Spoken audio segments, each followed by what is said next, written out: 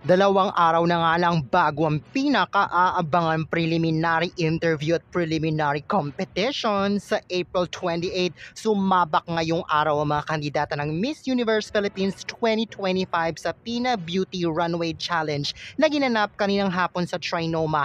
Isa-isang rumampang mga kandidata sa Pina Beauty Runway kung saan inirampan nila ang mga naggagandahang handbags na gawa sa mga recycled plastics mula sa Pamay Fashion Innovation na talaga namang napakagaganda ng mga designs at gawa sa solid recycled plastic materials. Subalit inabangan pa rin talaga ng mga pageant fans ang mga front runners ng kompetisyon na may mga solid fans at supporters.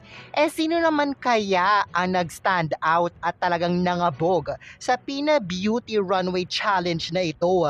Tara, himay-himayin natin ang kanilang ipinakitang performance today. My criteria for judging in this runway challenge are the following. Candidates presentation of the bag. Kailangan dapat na ipakita nila at na i-showcase nilang mabuti at maayos ang bag because this challenge is not just about them but also about the bags, okay?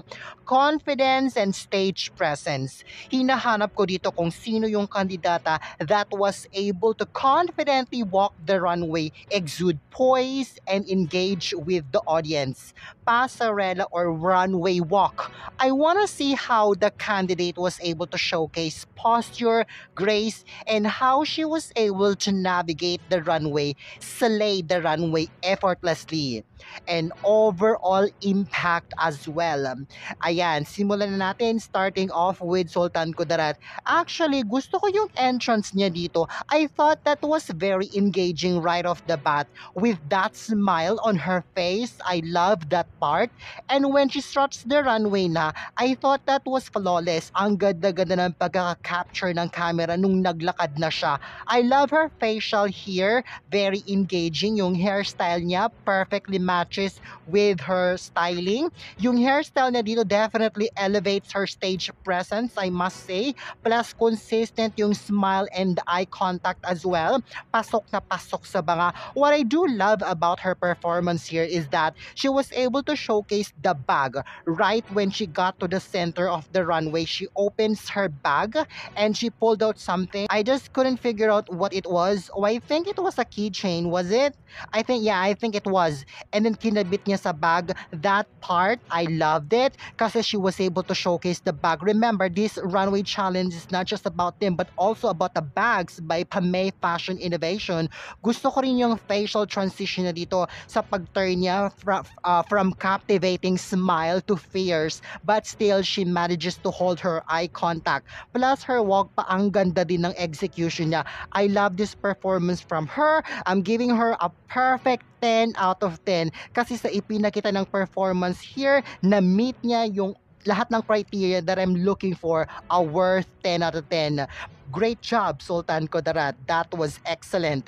Okay, next up is Taguig City's Katrina Ligado. I kinda don't like her entrance here. Medyo nabibigitan ako sa pagpasok pa lang niya, yung ikot agad, tapos medyo hindi flawless yung execution niya dito. Hindi ko rin masyado feel yung passerella or walk niya dito.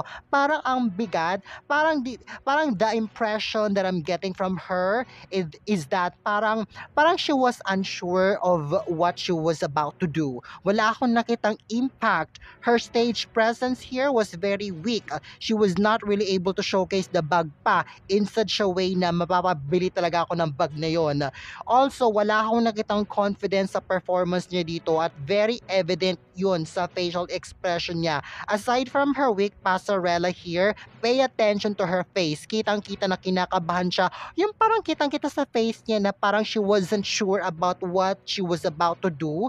Although she did smile, but it was a weak smile. It was not captivating. This is a 3 out of 10. Definitely a ligwak performance. I did not like it. I did not enjoy it.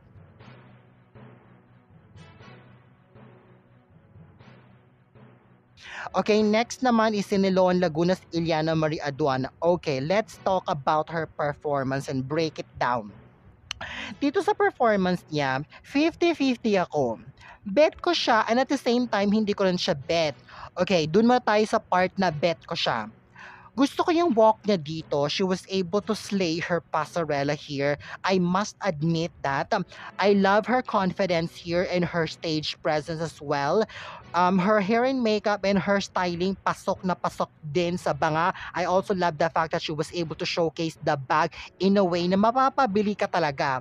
Nabigyan niya ng, like she was able to give the bag its own spotlight. And then gusto ko rin yung part na pag-ikot niya dito or pag-turn niya dito from the center of the runway, perfect na sana to eh. However, super distracted na naman ako doon sa part na she would consistently look down. Like okay na sana eh. Kaso doon sa part na naglo-look down siya, na-disconnect ako sa part na yon as an audience and as a judge. Bakit nga ba bawal ang mag-look down when you strut the runway? Kasi it's not good on stage. Even if you do your research, nabanggit na rin yan nila Luciera, Tyra Banks at Naomi Campbell na never ever look down when you strut the runway kasi it's going to ruin the performance. And even if you ask Google, heto nga ako sabi nga ni Google, a runway walk typically involves looking straight ahead or slightly to the side, not down. Maintaining eye contact or looking at a focal point helps to project confidence and focus. Looking down can create a sense of nervousness or distract from the overall performance. Sabi din dito, isa sa mga reason kung bakit looking down is not ideal when strutting the runway kasi nakaka-distract. Distraction. Looking down can draw attention away from the clothes and the model's overall performance. See, I told you before, lack of confidence, it can convey a lack of confidence and a sense of awkwardness. And this has been my issue with her performance from the very beginning. She really loves to look down whenever she's on stage performing consistently. Take a look at her performance here. And there she is again, looking down. I felt disconnected from her. Okay na sana eh. How come she doesn't know about this? I wonder why, no? Bakit kaya hindi niya alam to? Especially kung lalaban to sa Miss Universe. Tapos ang mga judges na kukunin sa Miss Universe yung mga magagaling at veterana sa pasarela at catwalk. Tapos ganito ang ipapakita. Naku, ligwak na to for sure. Dito pa nga lang sa akin, ligwak na eh.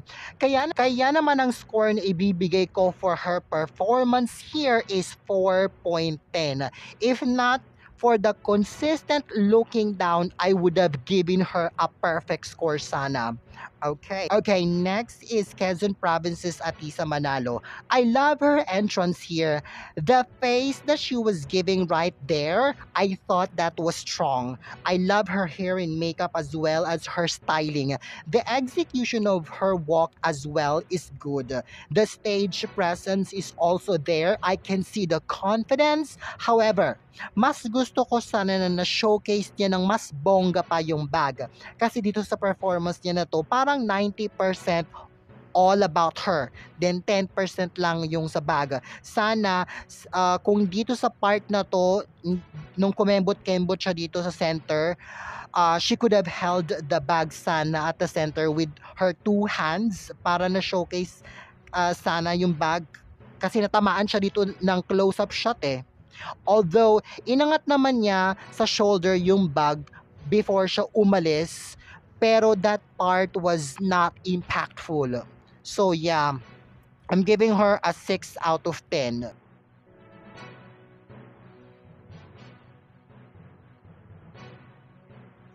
Okay, last but not the least, Mountain Lupas Winwin Marquez. Maganda yung entrance niya dito. Same with Sultan Kudarat. Very engaging. Medyo hindi ko lang bet yung styling niya dito. The hair and makeup naman were okay, but the styling was not giving. I love the fact that she was able to showcase the bag. Gusto ko yung sa part na she held the bag at the center and then nilagay niya sa shoulder niya. I love that part. And then when she did her turn, nilagay niya sa likuran niya with her both hands holding the bag.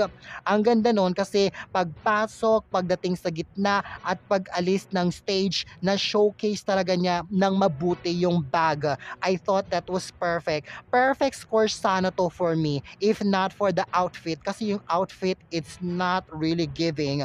7.5 out of 10 ang score ko kay Muntinlupa as much as I want to put her on the top pero sumablay siya sa styling here this time.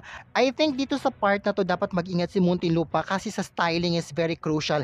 It's either you make it or you break it kaya dapat laging pag-isipan mabuti ang styling lalo na sa preliminary competition coming this April 28. Ayan, anong masasabi nyo sa ipinakita nilang performance sa Pina Beauty Runway today? Sino for you ang nag-stand out?